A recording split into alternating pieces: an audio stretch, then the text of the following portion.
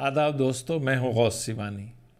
वतन की खाक से मरकर भी हमको उन्स बाकी है, मज़ा दामाने मादर का है इस मिट्टी के दामन में।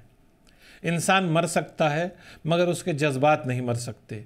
इस बात पर शायद आपको हंसी आए कि इंग्लैंड में पड़ी हुई एक इंसानी खोपड़ी की ख्वाहिश है कि वो हिंदुस्तान की सरजमीन में दफन हो, मगर उसकी ये ख्वाहिश कब पूरी होगी मालूम नहीं।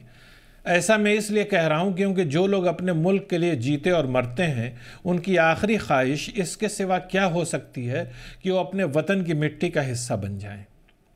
ये खोपड़ी जिस शख्स की है वो एक मुजाहिद आज़ादी था और उसे अंग्रेज़ों ने तोप से बांधकर उड़ा दिया था। उसका जिस्म हिंदुस्तान की मिट्टी का हिस्सा बन गया, मगर उसकी खोपड़ी अब तक लंदन में मौजूद है और वापस हिंदुस्तान आने और यहाँ की मिट्टी में दफन होने के इंतज़ार में है। एक हिंदुस्तानी मुजाहिद आज़ादी की खोपड़ी इंग्लैंड कैसे पहुंची, कब पहुंची और उसका नाम क्या था, वो शख्स कौन था? इस किस्म के सवाल आपके जहन में उभर रहे होंगे। इन सवालों के जवाब एक एक करके देता हूं, कुछ तफसीलात आपके सामने रखता हूं।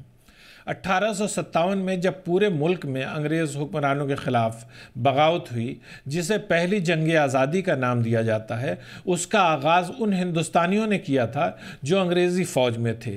हालांकि ऐसे हज़ारों अफराद को बगावत फ़र्व होने के बाद गिरफ़्तार किया गया और मौत के घाट उतार दिया गया।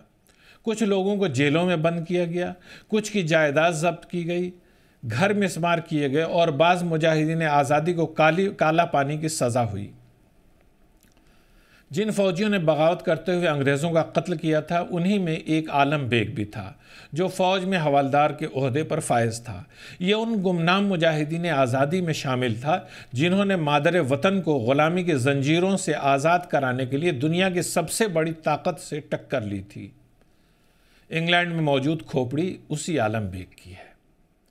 उस खोपड़ी के ताल्लुक़ से रिसर्च के बाद 500 सफ़हात से ज़्यादा की एक किताब बरतानवी मुअर्रिख़ किम ए विगनर ने लिखी है, जिसका नाम है the skull of Alam Beg. किताब से ये भी पता चलता है कि अंग्रेज़ों ने 1857 में हिंदुस्तानियों पर कैसे मज़ालिम ढाए थे। पंजाब के अजनाला ज़िला अमृतसर कि एक कुएं से तकरीबन 165 साल बाद माहिरीन आसार कदीमा ने इंसानी हड्डियों के ढांचे निकाले थे। ये कंकाल उन हिंदुस्तानी सिपाहियों के थे जिन्होंने 1857 में अंग्रेज़ों के ख़िलाफ़ बगावत की थी। अंग्रेज़ों ने 282 मुजाहिदीन आज़ादी को कत्ल करके कुएं में फेंक दिया था। मुमकिना तौर पर उन्हीं में हवालदार आलम बेग भी शामिल था। मज़कूरा किताब की तफसीलात से पता चलता है कि मुजाहिद आज़ादी आलम बेग की खोपड़ी को वार ट्रॉफी के तौर पर इंग्लैंड ले जाया गया था और मकसद था कि मलिका इंग्लैंड को बतौर तोहफ़ा पेश किया जाए। बरतानवी मुअर्रिख़ किम ए विगनर की तहक़ीक़ के मुताबिक आलम बेग बरतानवी फ़ौज में शामिल था। उसकी पोस्टिंग मियां मीर में हुई थी जो पाकिस्तान में है। मुअर्रिख़ किम ए विगनर ने अपनी किताब में लिखा है कि आलम बेग अजनाला में मारे जाने वाले हिंदुस्तानी फ़ौजियों का लीडर था। वो वहाँ से फ़रार होने में कामयाब हो गया था। हवलदार आलम बेग बागी 46 regiment Bengal north infantry battalion की क़यादत कर रहा था। बाद में उसे कानपुर से पकड़कर सियालकोट लाया गया। जब बरतानवी कमिश्नर हेनरी कोपर को मालूम हुआ कि मलिका विक्टोरिया आ रही हैं, तो उसने आलम बेग का सर उनके सामने पेश करने का मंसूबा बनाया। उसे तोप से बांधकर मौत के घाट उतार दिया गया था। उसके बाद उसकी खोपड़ी को गर्म पानी में डालकर उसकी खाल को साफ किया गया। इस सर को ग्रेसली ट्रॉफी का नाम दिया गया। ये सर 1858 में इंग्लैंड ले जाया गया था और मलिका बरतानिया को इंग्लैंड में पेश किया गया था। कैप्टन AR कोस्टिलो खोपड़ी लेकर इंग्लैंड गया था। इस वाक़े के वक्त वो सियालकोट में कप्तान के तौर पर तैनात था और आलम बेग को मौत के घाट उतारते वक्त वो ड्यूटी पर था। 1963 में खोपड़ी लंदन में लॉर्ड क्लाइड पब के एक स्टोर रूम में दरियाफ्त हुई थी, जब पब को किसी और ने ख़रीद लिया था। इधर साल 2014 में जब अजनाला में खुदाई के दौरान कंकाल मिले थे, उसी वक्त तारीख़ना विगनर ने पब मालिकान से रब्ता किया और उसे हासिल किया। खोपड़ी की आंख में एक लिखा हुआ ख़त था। इस ख़त ने कई इंकशाफात किए हैं।